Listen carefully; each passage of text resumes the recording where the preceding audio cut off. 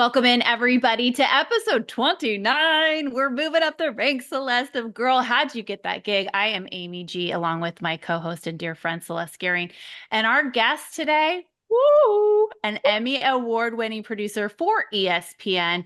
And she has covered it all, Celeste, from the NFL to the WNBA. She just wrapped up covering the NBA. I know I'm leaving stuff out. She's got a nose for good sports nuggets, and she's also no stranger to sports controversies, which we'll get into a little bit later in the pod. An inspiration, a mentor, a pro. Please welcome in Malinda Adams. Cue the applause, the circle applause. That's we don't have sound effects, so we do it ourselves. Yeah. Well, I don't know if I deserve applause, but I'm very honored to be here. Y'all have a lot of esteemed guests, and was honored to be asked. And I'm looking forward to this conversation because, women in sports is something that, needs to be talked about. It does. Absolutely. We are so excited to talk to you. We are, and it's something we're also passionate about. So let's get going. Okay, so Malinda gets on our radar after being involved in an odd situation that went viral on social media, but we're in the business. We know you are much, much more than that and not to be defined by it. So we don't even want to start with it. We want to start with your actual position at ESPN as a producer. What does your job entail, and what's a normal day look like for you? Oh, there is no normal day. I thought about that when I asked that. I'm like, should I change that? We're in television and the media. There is no normal day. You'll go into thinking like this is what it's going to be, and then it changes quickly. Which actually that's the part I like. I like the excitement of it. Sometimes I go through the same steps every day, but it's always different, and you never know what you're going to encounter. So I'm a producer. And that sort of means boots on the ground between the mothership, which is Bristol, Connecticut, and whatever event I'm covering. So I don't know. Well, my most recent thing is I just was honored enough to do the Steve McMichael Hall of Fame induction in Chicago. Mm. So, that was a very emotional situation. We had a lot of conference calls about that. Mm-hmm. The NFL and ESPN wanted to do that live, and thank goodness they listened to me. And I'm like, I don't think that's a good idea because, you just don't know what the situation, he has ALS for people that don't know, and was inducted into the Hall of Fame. And so, anyway, I'm glad they listened because we taped it, and there was a moment where he was getting overheated, and so it was important, that not be live on the air. Mm-hmm. So you're encountering those types of things. Mm-hmm. The NBA Finals or the Eastern Conference Finals. I'm in charge of the Eastern Conference Finals Sports Center coverage. I produce Sports Center coverage. I don't produce the event. I produce content for Sports Center. Mm-hmm. No matter if it's the NBA, college basketball, WNBA, women's basketball, college football, or NFL. And then any other breaking news. I don't cover a lot of hockey. I'm from the South, so don't know a lot about that.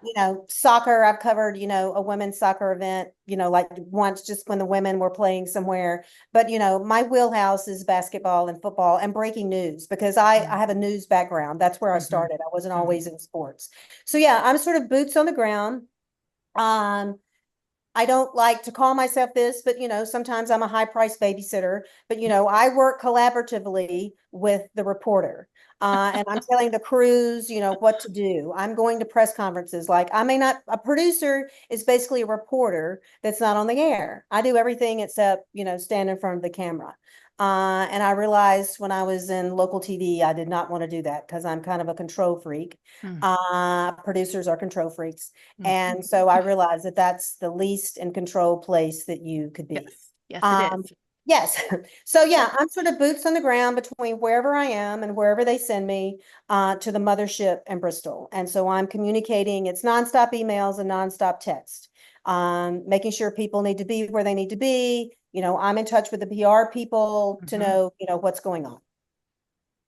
I love the mothership. Yeah, right. The mothership. And Amy and I can relate so much to the producer hat having. Yes, I know. Too. So we know that you are Superwoman for sure. I don't know about that. But.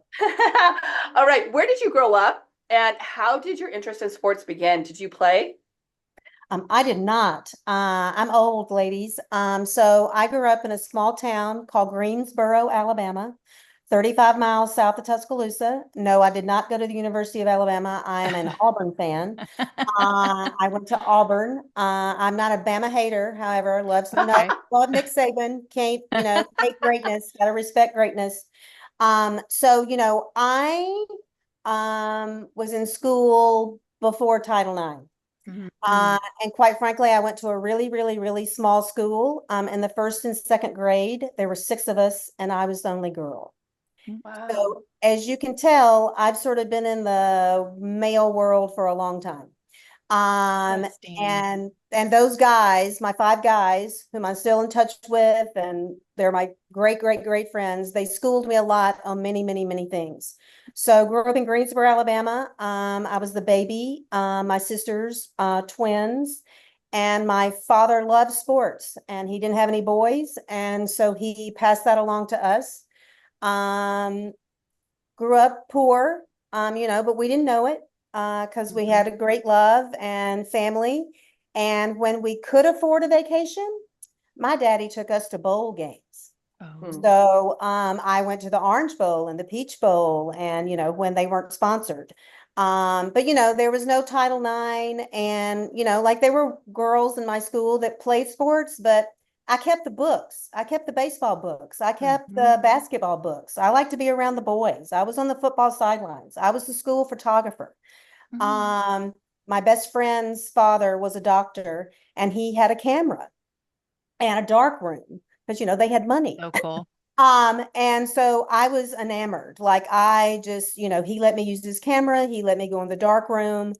And so, my sister's a pharmacist and my other sister was a nurse. And so I was supposed to be the doctor. Not that I wasn't smart enough to do that. But I came home and told my daddy that I thought I wanted to go into television. My sister was in pharmacy school at Auburn. And her first day, we lived together in college, and she came home and said, "Hey, there's a television studio at the pharmacy building." And I'm like, why the heck is there a television studio at the pharmacy school? Of course, now I know money, money, money. So literally I walk in and I had an Oprah aha moment. I'm like, I don't know what they do here, but whatever they do here, this is what I'm doing. And I went to the head of the department and I worked for him for free for 4 years. I was a journalism, mass communications major, and the school really didn't like, they didn't have any cameras. I mean, like, thank God I went to the pharmacy school because I taught myself how to shoot. I taught myself how to edit. I had a tape. When I graduated from college, I had a tape, and not many people, well, no one in my class, did that. I went to the dean of the college and I said, "You're doing people an injustice here. It's a great J school if you want to do print, but there's people who want to do TV." Right. So yeah, it was great. Of course, they have a great J school now, and mass comm, like, because the SEC network is involved and they get to do things now. But yeah, so that's sort of how it started. And a funny story about how I got my first job, if you'd like to hear that. Yeah. Okay, so I was in news first. So I worked for the Auburn newspaper and the Glomerata staff there, which was, the yearbook of Auburn. So I was continuously taking pictures all the time. So like I said, my sister was a pharmacist and my other sister was a nurse. So, they got out of college and had a job immediately. I told my parents, I said, that may not happen. That's not going to be my path. Yeah. Right? Yeah. So anyhow, they were freaking. I'd been out of school 2 weeks and I didn't have a job. And believe it or not, from my little itty bitty hometown, this guy that my mother dated in high school before she married my dad, and I mean, I knew him growing up. He was the general manager of a station in Columbus, Mississippi. And she called Mr. Garland Bond and said, "Garland, my baby needs a job." And he said, "Well, send her over tomorrow." And I went my and he gosh. hired me. Because believe it or not, they needed someone to direct the newscast, which is what I was great at in college. Punch the buttons, what you see on the screen. Because the only person that knew how to do that in the building was graduating from high school, and he needed to go on his senior trip. You never know when you're going to get your big break. You never Right? know. So that's sort of how it started. So I started in Okay. news, and I was a director and made commercials when we weren't doing that. And then eventually became a line producer and produced, like a show, The show. and was in local TV before, I hopped to the networks. But I was in news. So I got my first job in 1983. And then my first network job in 1998 with Fox News Channel. And then sports happened in 2006. But when I worked for Fox News Channel and CBS News or in local TV, I always loved sports, and somehow or another, I always got on the good sports stories. That's funny. Or, like I worked in North Carolina at WRAL, the greatest local television station in the country. And, they had ACC. Like I covered 10 Final Fours while I was there. And I always went and was the field producer and coordinated all of their coverage for that. So anyway, it's just kind of interesting how I love sports. My dream job was to work at ESPN, and my daddy told me I could do anything if you put your mind to it, and that had happened. There's again, here I go, Celeste. Got a lot of things going on. So I mean, one, not even related to the content here. I just want to have her accent. Let's just start with that. Exactly. School. I went to school. I am in love with your accent. I love accents anyway, but yours is phenomenal. I love that you had the support of your dad. Yes. Is Greensboro, Alabama, where Forrest Gump is from? Greenbow. Oh. Yes. So in a movie, it was Greenbow. And Greenbow. Okay. That was just a random that hit me. I'm like, wait. Yep. Oh no, that's what I tell people. It's Forrest Gump. Run. So run, Forrest, run. Because he went to the University of Alabama. So he did. 35 miles south. So a serious question though, because you gave us like so much in that answer, but I want to roll back a minute as to in high school, what interest, you said you were already interested in television or in broadcasting, and then seeing this studio at Auburn really sealed the deal for you. We have a lot in common, and I'm so curious to know what piqued your interest about television. I didn't want to do, again, my love of photography, telling stories. And I didn't want to do newspaper because, while I love the newspaper, there's nothing better than holding a newspaper in your hand and reading it. Don't get me wrong. And I'm so sad they're going away. But again, it's an age thing. But I love to read a newspaper. We're with you. But I felt like that's a day behind. I want to be immediate. I want to do television because that's now, or that's, that's now. It's what's happening right now. Like there's nothing better than breaking news. Like, I've been in the control room steering the ship for many a plane crash, and, out in the field, I've covered 27 hurricanes in my career. And so, as odd as it sounds, there's nothing like the juice. You get the juice, the adrenaline juice. You know what the juice is, and that comes with, chasing Alex Rodriguez, and finding him. Like, he doesn't know my name, but he wants to know who the bitch in the pink coat is, because everywhere I go, she's there. So my sister always says, I'm so glad mom and daddy and all of us struggled so that you could go to college and become a stalker. And I'm like, but I'm a good one. Oh my and you're getting money for it, because I usually find you. Oh man, you're relentless. I can tell. It's so it's interesting. I love what you're saying about the immediacy of media and television. Mine was a little different. Because my mom said that I would go in, we're not that far behind you, by the way, Malinda, and I would go in to my room and pretend to be a newscaster. And all I can put in my head, trying to, I didn't go to therapy for it. I guess I should, is watching. I really was interested in the news at an early age because I loved seeing a female next to a male that had equal time and was also attractive. That was something that connected with me, and she was super smart. And it was one of the first earliest memories I can remember of equality, to a degree. I didn't know what they got paid. Certainly didn't get that deep. But he read a story, she read a story. He read a story, she read a story. And I was like, oh, hey, she's right there with him. And I can vividly remember feeling that way watching the news when I was very young. And I'd go in my room and pretend I was Barbara Walters. Wow. I loved PM magazine. Yeah. Oh, I love that. Yeah. Because that was one of the first things that women really got a chance to do. Also, it was a prerequisite in our household. We had to read the front page of the newspaper every day. Yep. And we had to watch the evening news. Like I watched Walter Cronkite and Dan Rather. My grandfather did not know how to read and write, but he watched the news and he looked at the pictures in the newspaper because we had a subscription. And he knew what was going on. And then my dad always said, I'm really not surprised you went into what you went into because you've been asking questions since you could read. And you always said, why? Why?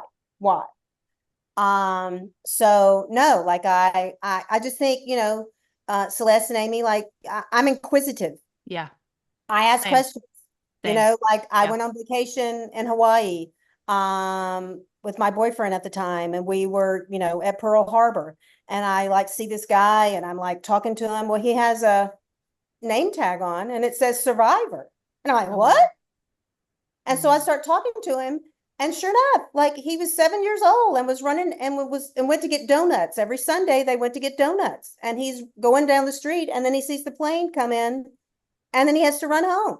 And so, my boyfriend was like, how did you? And I said, you have to read and you have to be inquisitive and you have to notice things. And so, I think that's what I am. Like, I'm not afraid to ask a question. But people also have to just feel comfortable with you. And that must be innate to a degree. It's funny. My husband, Paul, who works with you at ESPN, his grandfather stormed Normandy. And when Paul and I were dating, we went to go see Saving Private Ryan. And then we went to go see his grandparents. We saw it somewhere in Barstow where he's from. And then we went to go see his grandma and grandpa, and his parents were there. And I thought it was fine to talk about this with his grandpa. I didn't even hesitate because I was like, what was that like for you? Because if it's like the opening scene, oh my goodness, it's a miracle you're here, right? And Nicanor was his name, Grandpa Nick. And he just starts telling me what it was like. And he is literally describing the opening scene. And this man at this time's 80 something. He's never seen this movie. He knows nothing about it. And my father-in-law, well, he wasn't my father-in-law on the time, but Henry and Paul just go. And Paul sits down and starts like writing stuff down because they had never heard Nick talk about it before. Well, and sometimes like people do want to talk about it. Like I have I know. Yeah. When I was married, my husband's father, my father-in-law, was a fighter pilot in Vietnam. And we go to the National Cemetery and we're walking around and and he says, Malinda, I want to take you to the journalist section. Well, yeah. Yeah, I'm coming. And as we're walking past these graves, he's like, oh yeah, I know that guy. And Steve told me later, he's like, Malinda, he never talks about that. And I said, well, do you ask? I said, does anybody ask? I said, because he said, you always get more information out of our dad than we do. I said, that's because I want to have a conversation and I'm interested. When I worked for CBS News, Mark Strassman was my correspondent. And he used to always say, he said, Malinda, you could get an Eskimo to buy an ice cube. Because people will tell you anything. And, I've had to knock on doors of widows during the Gulf War, like I've covered many a horrible situation when I was in news. And yes, it's hard to do, but sometimes people want to tell you their story because they don't want their name. They don't just want it to be a name that's rolling up on the screen. They want you to know this person. And get it right. They want it right. Get it right. I'm full of stories, but one of my favorite is, so I was at Fort Campbell, Kentucky, and Mark and I were doing this piece for Eye on America, and CBS does Eye on America's again. And also it was going to be a 60-minute story. And there was this lady named Cherish, and she had lost her husband, in a horrible war incident during the Gulf War. And I had pre-interviewed her on the phone, and I cried. And I told Mark, I said, I'm going to cry during this interview. I'm just going to tell you, I'm going to try and be professional. I said, but this is just, awful. And so she said that her mother kept on telling her, Cherish, you have to go home. You have to go home. And she said, Malinda, I wasn't going home because they can't knock on your door and tell me it's true if you go home. You're not home. And so we were sitting in the interview, and she said that before her husband left, and she didn't get to see him off when he left, he went around the house and put sticky notes like everywhere, like in the dog food, in the, laundry detergent, She said you would just open up things, randomly, weeks, months after he was gone and on deployment. And, he would have these sticky notes. And so the day that she went to bury her husband, she puts her raincoat on and sticks her hands in the pocket. No, And she no, finds no. a A sticky note. note. And I'm Ah. like, well, that's just meant to be. That's just meant to be. Oh.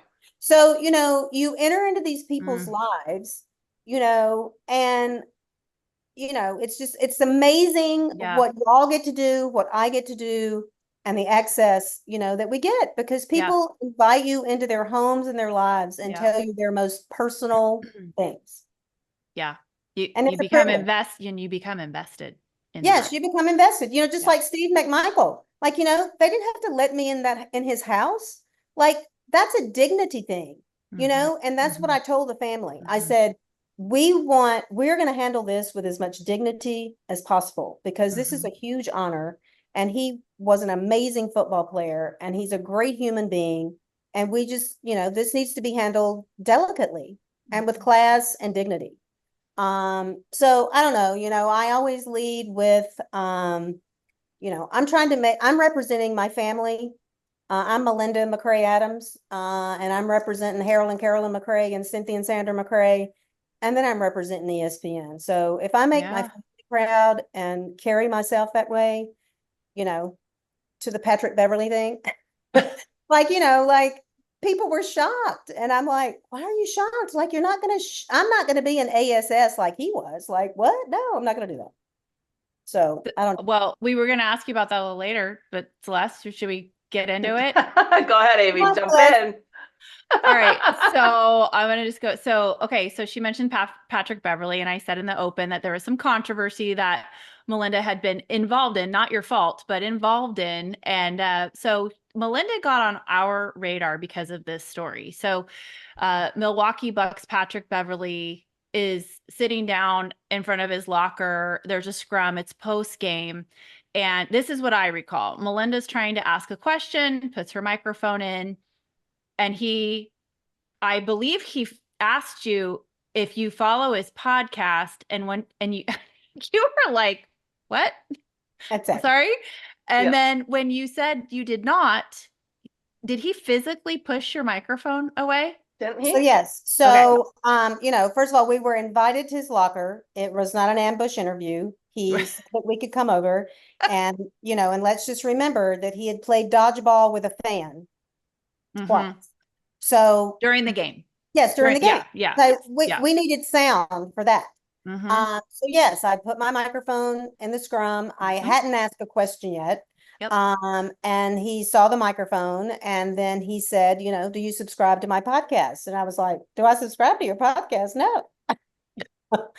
uh, and so he went on and answered the question, and then he came, and I continued holding the microphone, and then he came back and said, well, if you don't subscribe to my podcast, you can't ask me a question. Okay, well, I didn't move. I'm not Oh, I moving. know you didn't. And then he gets mid sentence of answering the next question, and then he looks at me again and he said, "You have to leave the scrum," and then he bats my microphone. Yeah. And so that's when I'm like, okay, well, we have to get sound. And Jamal Collier and Jamal Mhm. covers the Bucks. He was in the scrum, and so I just walk around and hand him the microphone, because I'm like, okay, we have to get sound. Yeah. So, and I'm just not. I'm not going to play his game. And you know what? And I had dealt with him before. So, again, Yeah. it kind of blew up. But Yeah. actually, in the moment, I didn't think anything about it. I really didn't, because he has a reputation, if you know what I mean. Mhm. And I didn't expect anything any differently out of him. And so, then I really didn't know it had blown up until I got back to my hotel room. It blew up. And it blew up. And like Brian Windhurst is texting me going, "Hey, are you okay?" And I'm like, "Oh, you're so sweet. Yes, I just got back to my hotel. I'm safe and I'm sound." Because, I'm from the South. I'm a big Southern, security person. Like, Yeah. let's make sure everybody gets home okay. And he's like, no, Patrick Beverly. And I'm like, oh, he's an ASS, always has been. Don't expect anything different. And he's like, no, Malinda, this is a deal. And then, like Mark Spears and Malika Andrews and the Bucks and the NBA, like everybody is like, and I'm like, oh my gosh. And the next morning I wake up and, then I send stuff to my sister and I'm like, oh my God, Cynthia, like I'm trending. And she's like, I'm the story. Yeah, I'm the story. I know. And she's not on social media. She's not on Twitter. Smart girl. Yeah. And she's like, Malinda, what does that mean? And I'm like, Cynthia, 5 million people have watched it. And she's like, oh my God, oh Jesus. And then I sent it to my niece, and she's a nurse anesthetist that like she, showed it to her operating room friends. And they were like, I don't understand. Like he asked her to leave and she didn't leave. And she went, like, you do not know my Aunt Malinda. Like, no, she's not moving her ground. So anyway, it was just unreal and surreal. And then, like the greatest thing that I can say is that my company came to my defense, the NBA came to my defense, the Bucks came to my defense. And I mean, really showered with so much admiration. It was overwhelming. Like, it was very emotional and it was very overwhelming, to see the comments that people, were saying. And it seems to be an unwritten rule that other writers and reporters in a scrum, have each other's back. But from our vantage point, we couldn't tell what was going on, obviously, in that scrum. Did anyone else speak up when all this was going on? Like, are we missing something? How did that go over? Because usually everybody has each other's back in those situations. Exactly. No, nobody spoke up. But you have to remember that a bunch of the people in the scrum are beat writers, and they have dealt with him before. And I was told by some of the beat writers as we were walking, because, as we were walking out of the locker room, they were like, oh my God, we're so sorry that happened. And I'm like, it's no big deal. Again, no big deal. And Jamal even said, well, Malinda, I started to say something, but, we needed the sound. And he said, and, he's planted people before in press conferences to ask about his podcast. So, there was a whole, I don't cover the Bucks consistently. I cover many teams. So anyway, but no one came to my defense. And actually I was having dinner with Jake Trotter. He used to cover the Browns, but he's back covering college football. And so Jake and I were having dinner at Big Ten Media Days the other night. And he said, hey, so that if I'd been in that scrum, I'd have said something right. And I said, oh yeah, I know you would have said something.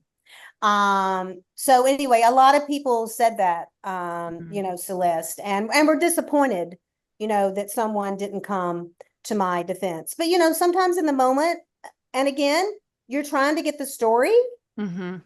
So, I'm not angry at those people. And, I can't say that I'm disappointed in their behavior because again, I myself did not think anything about it at the moment. Now, after the fact, it did look like he was singling me out as a female and because I didn't subscribe to his podcast. There's so many things at play here, and it's really interesting to hear the real story versus what we saw on social media, because Celeste and I immediately contacted each other and were like, well, we said some things we can't say about that player and people in the scrum, like being in a scrum so much, both of us. I have stuck up for people before. I mean, I have a very specific story that I remember, but it was a beat writer that yelled at the other team's writer. She was covering the Dodgers. He was a longtime Giants beat writer. I'll leave the names out of it. You can do your research. And there was I think it might have been around the trade deadline. And so the Giants beat writer was pushing for an answer, and Boch wasn't giving it. He wasn't going to give it. Yeah. Actually, I remember exactly what it was. It was Madison Bumgarner gotten in a fight with Puig and was taken out early from the game, and there was speculation that he was hurt. And so our beat writer was trying to get the scoop. And she came over and everyone stopped asking questions. And you guys both know, if people watching do not know, there is etiquette to a scrum. And if somebody's on a certain thread, you stay on that thread until it's done. And then if you have something completely, off topic, you wait until that thread is done. And I learned that the hard way. Trust me. Yes. Oops, we're not going to talk about your favorite restaurant in San Francisco right now. Oh, is this not the right time? But you learn, right? And so she came in and she dropped her question, which was more about the Dodgers, and our beat writer lost it. I mean, it was like a switch was flipped, and he like had a psychotic break. Yeah. And she just was like, I'm so sorry. I'm sorry. I'm like, you don't have anything to be sorry about. I went to him and I called him out. I was so disappointed in his behavior, to the point that Bobby Evans, who was then the GM of the Giants, came to, Yep. because that writer starts yelling at me. I'm walking along the railing and he's yelling at me like, you don't know what we're trying to get. I'm like, I don't know what you're trying to get. I've only covered this team for 10 years. I know exactly what you're trying to get. It was done. And she came in and asked a perfectly legitimate question, and now she's over there crying. So I hope you're proud of yourself, because you represent all of us that cover the Giants Yes. when you do stuff like that. Yes.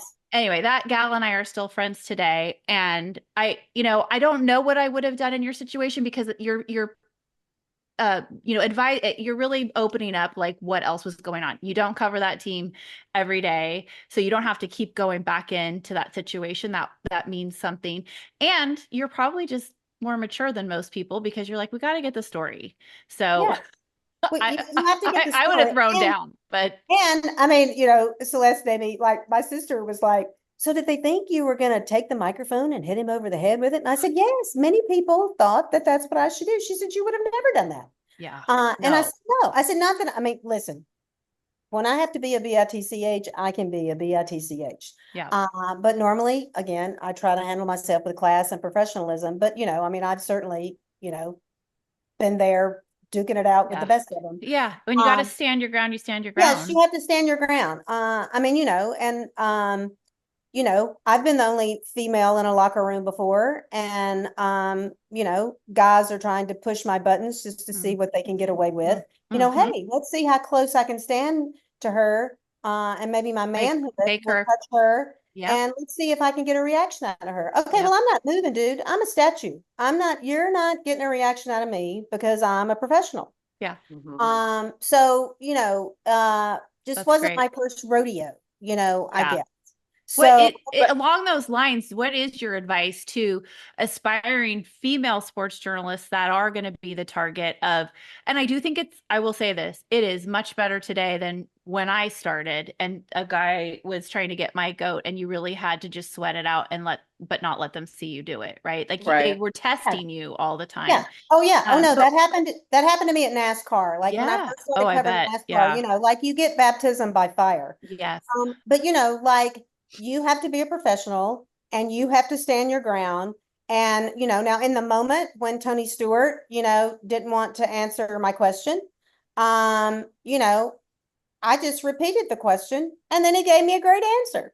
So, like you just can't become flustered in the moment. And again, it always goes back to my background because my 5 guys held my feet to the fire every day. Mm-hmm. So, I knew that, was going to happen. Pete Rose one time, he was supposed to be having a meeting with the Hall of Fame people. He agreed to be in Pittsburgh throwing out some first pitch at some, I don't know, double, triple, something, a baseball game. So, we go because he's about to meet, with the Hall of Fame again. And so the PR person comes up, and the whole reason we went is so we could ask him the question. So the PR person comes up for whatever this league was and says, there's going to be no questions, no questions about the Hall of Fame. And I'm like, well, the hell there isn't. Yeah, Yeah. there gonna be They haven't one. met Malinda. Yeah, they hadn't met me.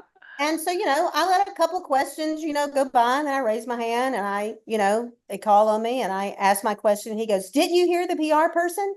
And I said, oh, yes, sir, Mr. Rose. I heard her loud and clear. I said, but I'm just going to ask you the question again because you agreed to come here and we came here and you have the meeting next week. So, what do you think about your chances? And he gave me a great answer.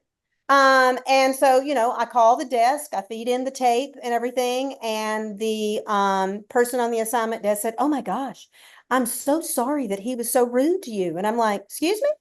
And he was like, he just treated you so badly. And I said, did you send me here to ask the question? And he said, yeah. I said, well, I got the answer. And I said, listen, I've been spit on by the KKK. So Pete Rose didn't spit on me. And so far, that's my worst day in journalism, is being spit on by the KKK, which I do as a badge of honor. Thank you very much. Well, yes. Yeah. Wow. Yeah. So, Wow. so to young journalists, well, first of all, you have to be prepared. Mm-hmm. We talked about Nick Saban earlier. Mm-hmm. There have been many press conferences where Nick Saban, will go, that's a stupid question, or, oh my gosh, what do you think? Well, you know what, as a reporter or a producer, you have to be prepared, and you have to know what you're covering, and you have to ask smart questions. So first of all, that's what I tell aspiring journalists. Stand your ground and be prepared and ask smart questions. Mm-hmm.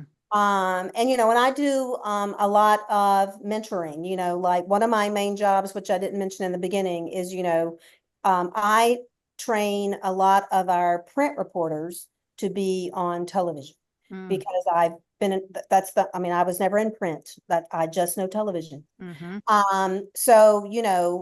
Malik Andrews, Dave McMenamin, Brian Windhurst, Tim Bontemps, Jeremy Fowler, the list can go on and on. Coley Harvey, like sometimes when people are just transitioning to do more television, they will send me out there with them so that I can help them feel more comfortable. Kimberly Martin, and so, you just have to be prepared, and you have to stand your ground. But that's the main thing, is being prepared. Right. Right. And I loved what you said about being curious too, is just really going after that question because you're curious, you want to know, and having that personality and that intention to get that answer. Well, and not, yes, you have to be prepared, but also, and y'all both know this, like you have to listen. Like, Number one. Don't go by your scripted questions. Like you have to listen because, listen, because there may be some nugget that you didn't think about, and you can come back and ask them, and then you discover a whole nother story. So true. That's the reason I love my job. When I worked for CBS News and I got to do stories for CBS Sunday Morning, first of all, that's like a long format. You get 15 minutes for a story. Woohoo. Amazing. Yeah. So, you get to delve into it sometimes more than the minute and a half or minute 45. Or again, I've never been a print journalist, so I don't know how many words you get, but you get a lot of them. A lot. So, yeah. So, I'm just curious. And I've just been very, very, very blessed with a great curiosity and great support and love from my family. And I'm not ashamed to say I'm good at my job. I love my job, and it shows. And I'm damn good at it. I have no doubt at Yes. all. Yes. And I love you. And I love that you talked about listening, because I teach at Sonoma State. And it's the number one thing I tell my students is, if you can't listen, you're not going to be a good reporter. They're stuck to their little script, and they're going to ask their questions in order, and he's already answered half of it.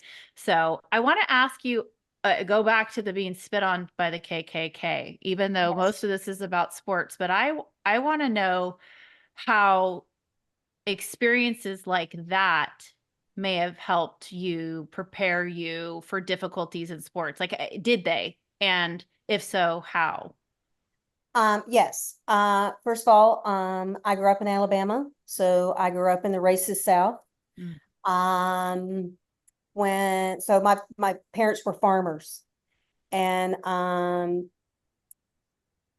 a very young age, I realized that things were wrong. We had a farmhand named Geach, and I loved Geach, and but he didn't get to eat lunch with us, and he had to sit out in the hallway and eat after we ate. And so one day I asked my grandmother, I'm like, why doesn't Geach eat with us? And she's like, just not the way it is, Malinda. And I said, well, that's rude. So tomorrow I'm eating with Geach. And every day after that, I had lunch with him. Oh my gosh. My parents, when we bought our restaurant, we were farmers and owned a restaurant, it had a women's, a men's, and a colored bathroom sign. My father unscrewed that, one of the first things that he did. My uncle was a dentist. The white people went in the front door, the black people went in the back. So I've always been very, very, very aware of racism because of Highly aware. where Yeah. I grew up. So back to the KKK story, just a little backstory there.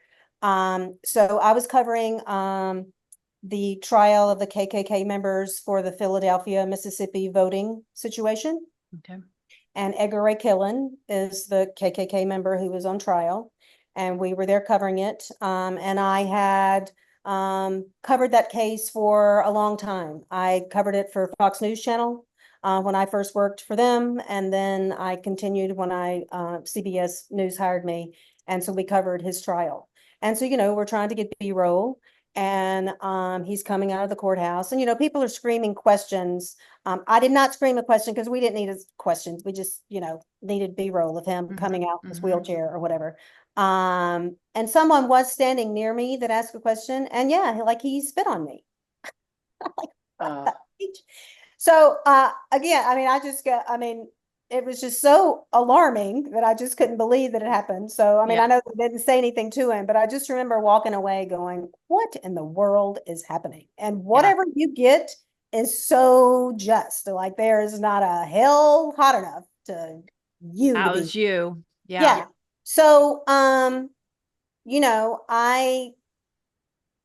always been, just very aware of racism, whether it's around anything, and so in covering sports, like you see a lot of it sometimes. And I don't know. I just try to always lead with compassion, no matter what. I don't care what color your skin is. I don't care if you're pink, purple, or whatever.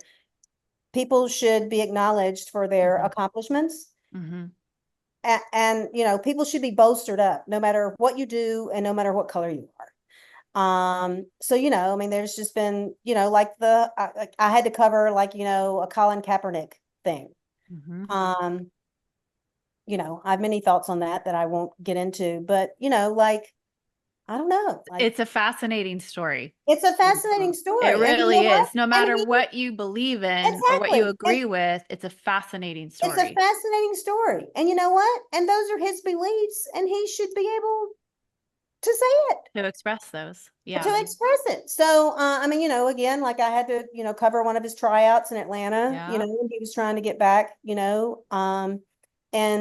the NFL. And then I think like the week after it happened, I was covering an NFL game, and like you have to have, and I told the crews and everybody, I said, okay, eyes peeled, like we got to be watching, like who's kneeling, who's not, like you just had to be aware. And and there were some players, quite honestly, that just didn't come out on the sidelines during the anthem so that they couldn't be videoed or whatever.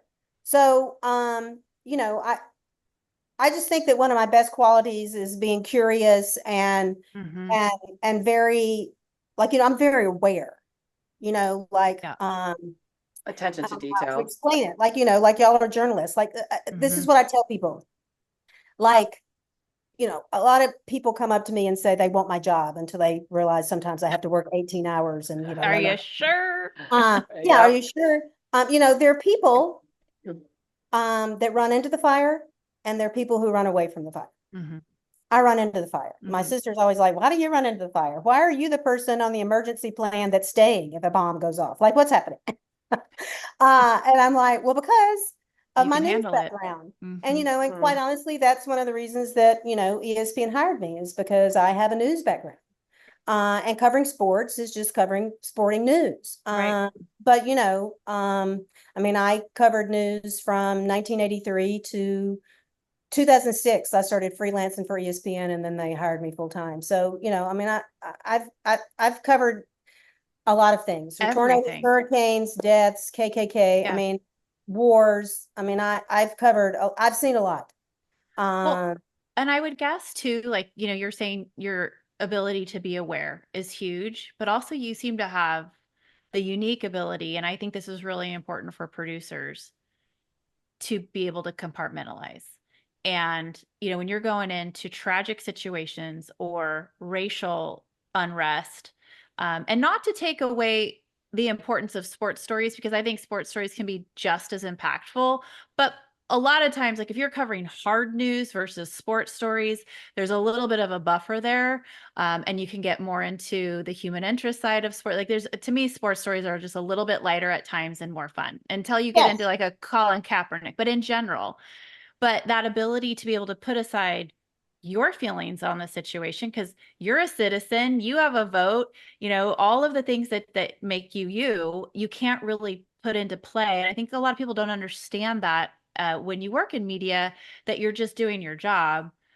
With that though, because we've talked a lot about race, I want to know your take on the gender inequities in this industry that we're facing and continue to face, and where you think we've come and improvement wise, and where can we still go?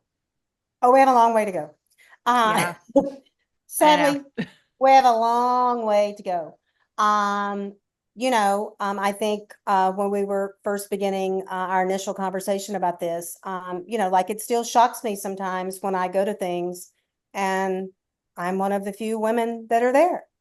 I covered Jaden Daniels' pro day recently at LSU. I was one of 3 women there. And 2 of them worked for LSU. So That's I was really cool. Celeste went to LSU. Yeah, I did go to LSU. You need to talk to them, Celeste. I know, I will. I'll get on that. Love LSU. But like that shocked me. I was covering the Dallas Cowboys last year and was, in the post-game press conference. And they were like, I was one of 3 or 4 women in there. I mean, the room was packed.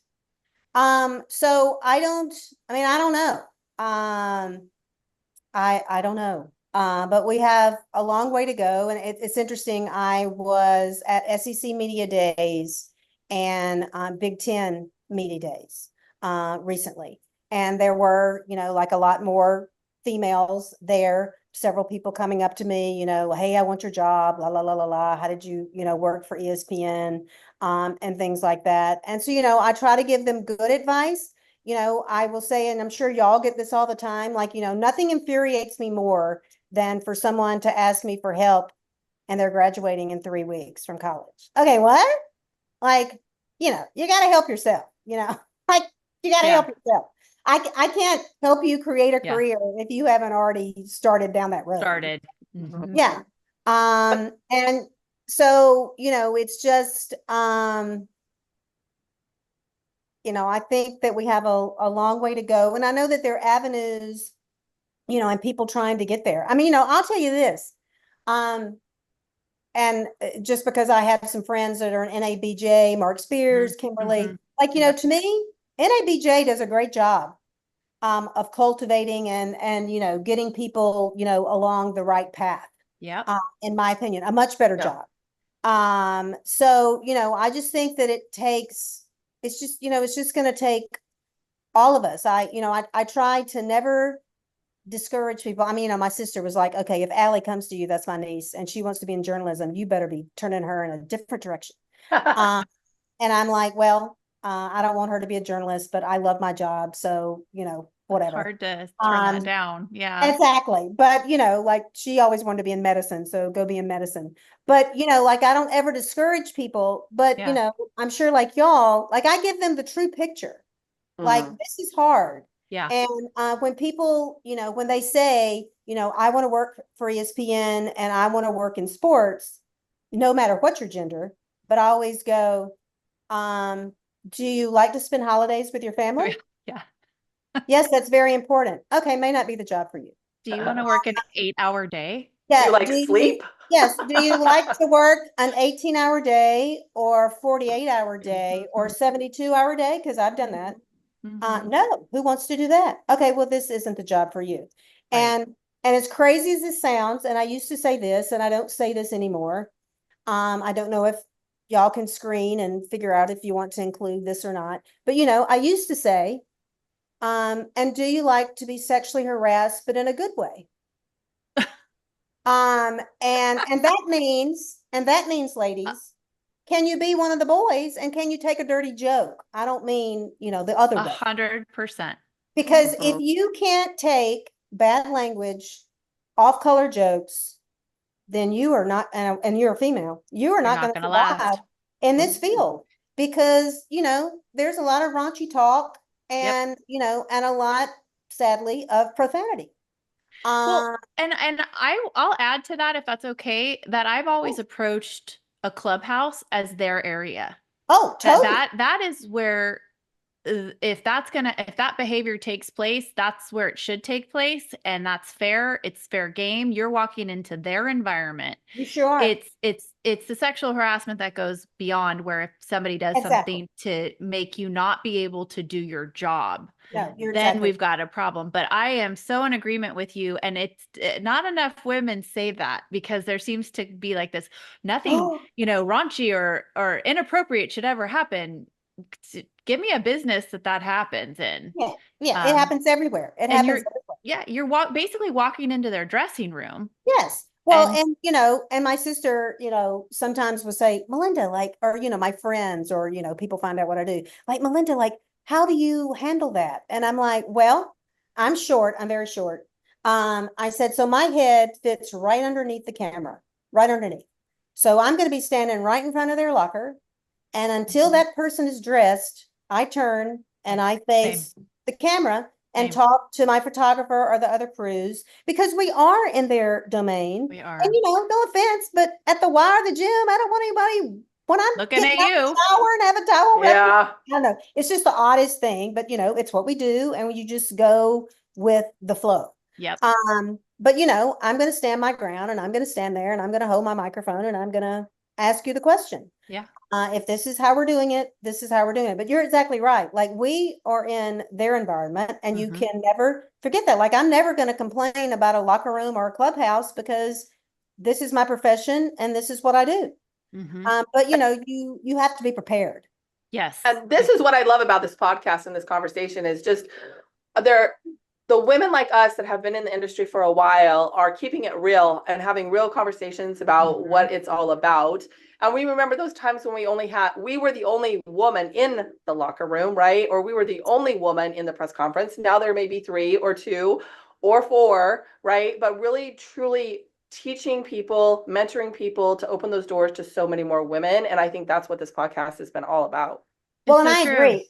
And then another thing, and this is okay, they call me Mama Malinda because I'm so old, and I'm like, I take care of everybody. I take care of everybody. You're my people. I'm taking care of you.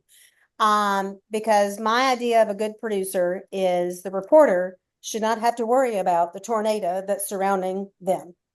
I'm Totally. supposed to deal with all of this, Yep. and we're supposed to go over the information that you're going to give, and you're going, to be okay. But the other advice that I give young female journalists, and I've done it in every city that I've worked and lived,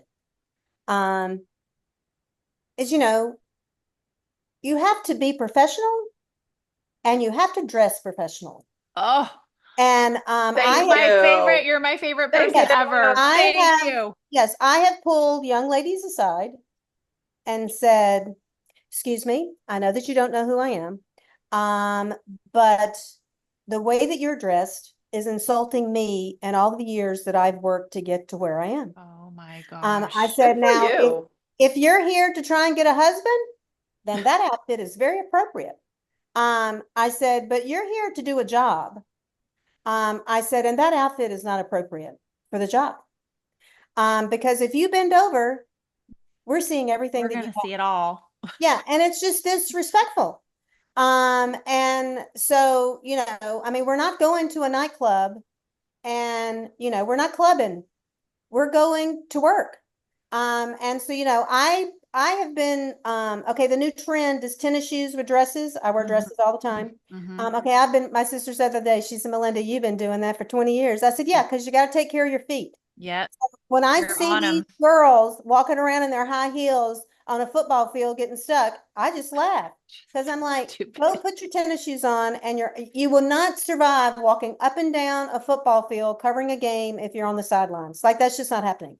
Yeah. And if you're in an arena, you're not going to survive because you're on concrete for 10 hours. So, no, if I see one that's really bad, I'll do it because it's disrespectful to me and all the hard work that I've put in. And, Sorry, I'm very blunt. I've never I had to do lay on my know. back to get a story, and I've never had to wear a short skirt to get a story or a low cut blouse to get a story. God bless this girl. I I mean, know. I she's love like that. taking the words out of my mouth, and it's so refreshing. In my class at Sonoma State, Melinda, I have a section on appearance, and you are graded on appearance in my class. Oh, excellent. And I do that for public speaking, and I do that for broadcasting. And the first week, they are not happy about it. Well, I bet they're not. The women in my class. And I Well, call said, me up. I'd love to talk to them about it. oh, you're going to be a guest speaker in my class. Yeah. That's done. Like it's just, But I'm like, there's the door. There's the yeah, door. there's the door. Like you just, I mean, again, we're working. We're They working. take it, especially this generation, and I have a 16-year-old daughter, so I feel pretty safe talking about this, but there's a sense of body shaming and that if we talk about what somebody's wearing professionally and we don't think it's appropriate, this generation is taking it as we're proud of what we look like. We should be able to show it off. And I 100% agree with that in the right environment. And Yes. I'm a big advocate of that, of all shapes and sizes, and love your body no matter what it was and is. And Alona Mar of the US Rugby Sevens team is like this fantastic advocate. I'm not sure how much you're watching of her, but she's not petite. In fact, she was medically diagnosed as obese, and she's just Yes. she's muscular. So Yeah. there's a whole wave of that I want to just set the record straight. That's not what we're referring to. No. Go love your body. You should, and wear whatever the heck you want on your time. Exactly. But on this time where we're all working, you're doing everyone a disservice by looking on. First of all, you're doing yourself the biggest disservice because you're uncomfortable. You're Right. uncomfortable. Uncomfortable. I mean, And who then wants to be pulling on their shirt? they're 'cause pulling their everything feet are hanging down. out? Right. Their Yeah. feet hurt because they're wearing stilettos. They're stuck in the dirt. I mean, I always laughed at baseball when a reporter wore Yes. stilettos and she just Stilettos. into the dirt, and there go the shoes. So you ruined a really nice pair of shoes. Yes. But that is just, oh my gosh. It's like preach, just preach, Melinda. Like, I just, when I walk out the door, I look in the mirror and go, am I presentable today? And it's shocking that some people look in the mirror and they say yes to that Yes, question. I think I look great. And no, you do not. Oh my gosh. I know we have to wrap up here soon, but I Yes. want to just kind of wrap up with the Patrick Beverley, because we talked about how many hits it got, and you were telling your sister like 5 million people have watched this. Just that producer hat and really knowing the shoes that you walk in. Oftentimes when you're producing, and I did make the jump to on camera, but as a producer, Yes. I loved being under the radar and that part of the story. How did you handle the attention? And also, what can you share about Patrick Beverley's apology to you? Well, I was praying that some news would break so that I would stop trending. Stop being So, a story. as much as I like Darvin Ham and I did not want him to get fired, I was very happy that later that afternoon that happened, because then all of a sudden I was not, because like I was the topic of talk radio. Like I had people across the country, because I'd worked at so many different places, texting me going like, oh my God, you're on talk radio. You're on my, I'm like, oh goodness. So anyway, it was overwhelming. And again, but the outpouring of support and what people said, it was just very touching and humbling, quite frankly. Like, I know people that admire me and I know that people respect my work, but a lot of people wrote a lot of nice things. Deservedly so. Deservedly so. I don't know, but absolutely. thank you very much. But anyway, that it was just all very overwhelming. It was, it was emotional and everything. But so Malika Andrews had prepared me the night before. She said, I've already reached out to him and told him he's messed with the wrong person, so he better get ready because onslaught is about to hit him. And so the next morning, or later that morning, because it was 2 a.m., I wake up and she goes, hey, Patrick's agent reached out to me and I gave him your telephone number.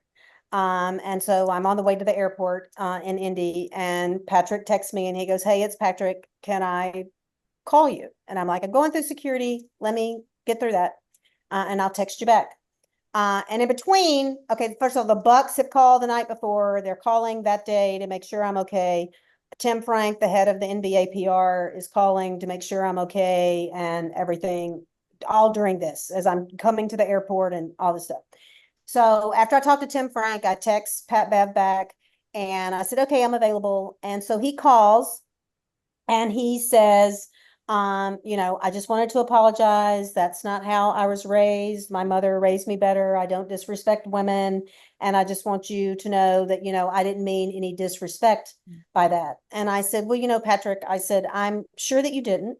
And I said, and to be quite honest, I've never been on the other side of losing in the Eastern Conference Finals. So I don't know what it's like to sit there at your locker and, talk about something after you've lost. I said, but you invited us. It was not, a bum rush situation or anything like that. You invited us to your locker. And I said, and I was there trying to do my job. I said, and you had thrown a ball at a fan. I said, so we kind of needed to talk to you. And I said, and me subscribing to your podcast should not be a prerequisite of whether I can ask you a question or not. I said, I've been doing this for a long time. I said, I've been doing this longer than you've been playing basketball. And so, again, he said, I'm sorry, I didn't mean any disrespect. So, and I told him, I said, well, I accept your apology. And I did accept his apology. Now, I'm sure that his agent and the Bucks said, hey, you and Malika was like, you better be calling her. Sure. But, a lot of people wouldn't have done that.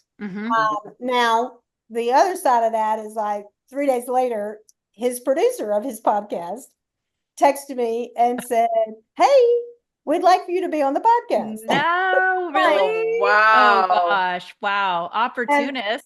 Yes. And I'm like, well, and so are we, I guess. Yes. Yeah. Well, that's okay. Yeah. And I was like, well, sadly, I'm very busy because I have to go cover the NBA lottery draft and the combine, which that was true. I was not, I was not pushing him out, but I wasn't going to be on his podcast because I knew what they were going to try and spin it into, it's not my first rodeo. So yeah, like it was overwhelming, like for, a couple days. But again, the greatest thing is that everybody had my back. And sadly, when an incident like that happens, you find out the love and admiration that people have for you. So, that was my, greatest gift or whatever, is that, to see the things that people, were saying, which, I just try to do my job and work hard and make people happy and successful, at their jobs. I think that was what I took offense to the most in watching it go down. It goes back to our discussion of sexual harassment, which this wasn't sexual harassment, but it was harassment to a degree where he didn't let you do your job. He didn't, his action stepped in front of you being able to execute your job. And then therein lies a problem. And the fact that we are able now with social media to have something spotlight that, see it, this is what we're talking about, this is what has to change, I think bodes very well for future generations. And joke with Celeste, I was like, can you imagine if we said to everyone that we talk to, do you follow our podcast? Because if you don't, we're not going to talk to you. Like we would have nobody asking us questions. So not necessarily a smart move on his part. No, well, and he wanted to work for ESPN. Like that's gone. He wanted to work for ESPN, and I thought, dude, batting an ESPN microphone down is not a very smart move. No, if you would like to work for our company, during the NBA finals. But like a part of me later, like when you have time, to think about things, I said I should have said, well, you know what, Pat, I'm going to the NBA finals and you're not. So I've been for the past 14 years. So there you go. There you go. But that's not, you think about things like that after the fact. But, I just want more women to do what they love. And if being a sports journalist or any type of journalist is what they want to do, then I want to help them, get there because, again, I love what I do and I hope that it shows. And I wish that everyone had the passion about whatever they want to do that I do. I used to tell Yeah, my niece and my nephew. Okay, if digging a ditch makes you happy, then go Great. dig the best daggum ditch that you can. Like I'm Yep. going to support whatever you want to do. Mhm. Because I'm very fortunate that my parents, did that for me. Yes, they wanted me to be a doctor. I became a television producer. I was a medical producer. There I you told go. Dad, hey, I put a I know. doctor on I know. TV. I'm like, I do Um, shows on yeah. medicine and stories on Yeah, medicine. but just find what you love and do it. And I'm just very lucky that I mean, again, you just have to go back to the basics. My grandfather didn't know how to read and write or drive. And I, I've traveled the world. Mm-hmm. And that's an amazing thing. To know the places that I have, gotten to go and the things that I've been a part of because of journalism. It's just it's really kind of unbelievable. So I'm proud of the work that I do and I'm happy to help other people get there. But you've got to be able to, you got to be willing to put the work in. Like, you two know this is not easy. And if you I don't have children because I made that decision. I knew what I wanted to do. And Mm-hmm. when I was married at the time, Steve said, well, I'll be the house husband. I'll take care of the kids. But you know what? You don't have kids to be gone for 6 weeks. And, covering Elian Gonzalez, I was gone for Mm-hmm. 6 weeks. Covering the election debacle, I was gone for 6 weeks. I mean, a renovation happened at my house. I didn't have to go through one piece of sawdust, like not one piece. Lucky. Yeah. Yeah. And then, I was in the NBA bubble for 108 days. Like if you have Yeah. children, Mm-hmm. to me, I thought that I would have been doing them an injustice. I know that Yeah. I would have been a good mother, but Yes. you have kids to raise them and I wouldn't have been there to raise them. Well, instead you chose to be the mom of all the people that you work with. I did. That's Yeah. what I Mama say. Melinda. Yeah, I Mama have Malinda. I have 45-year-old children. Yeah. I don't know if that's good or bad. Oh, it's Jeez. okay. Woo. You look great for having a 45-year-old. Well, thank you. Exactly. I could, Exactly. sadly, I could have a 45-year-old. Oh. We have loved having you on, and we just always end our show with basically your mantra or best piece of advice you have for others. So to sum it up, because you've given us so So many pieces many. of I advice, know. what would be your one piece of advice for everybody? Be curious and stand your ground because you're just as important as that male counterpart standing right next to you. Love it. Circle clap. Thank Circle clap. you. Yes, circle Oh. clap. She is incredible. Just so many great pieces of advice for people. I Gosh. love how she talked about representing her family first and I ESPN know. second. I know. That just, to me, I got chills and goosebumps when she said that. Just a great, great guest that, She's just fearless. She's she is. fearless. And that's why when you get somebody on that's fearless with her experience, listen, because she's not afraid to tackle tough topics. And then it brings, education your way. She educates people on things. I love what she said about appearance. And, it's such a touchy topic, but not when Melinda says it with her cute little accent, and she's spot on. She's spot on. So I'm really glad that she was able to, she's so busy and it's taken us a while to be able to get her on because she's been so busy. So I'm really glad that we got her on. Me too. Yeah. All Yeah. right. Next up, episode 30 of Girl, How'd You Get That Gig? Amy, who's the next woman we're going to highlight in sports? All right, so we're going to move from the hardwood of NBA to the gridiron of the NFL and welcome in Tony Hall. She's a player content coordinator at the NFL. So that's going to be awesome to hear from her. Oh, she's great. I love her. Thanks for joining us. Please give us a follow on all of our social platforms, our handle at Girl Gig Podcast, and subscribe on YouTube. Yeah, we also randomly select a winner from our Instagram followers to receive fun giveaway prizes. We got all kinds of goodies for you.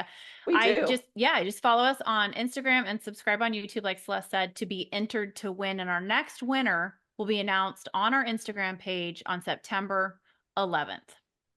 Yes, and our mission is to be a resource, inspire, and help you land a job in sports. So tell a friend and listen on your favorite podcast app. For Amy G, I'm Celeste Gehring. Until next time, go get that gig.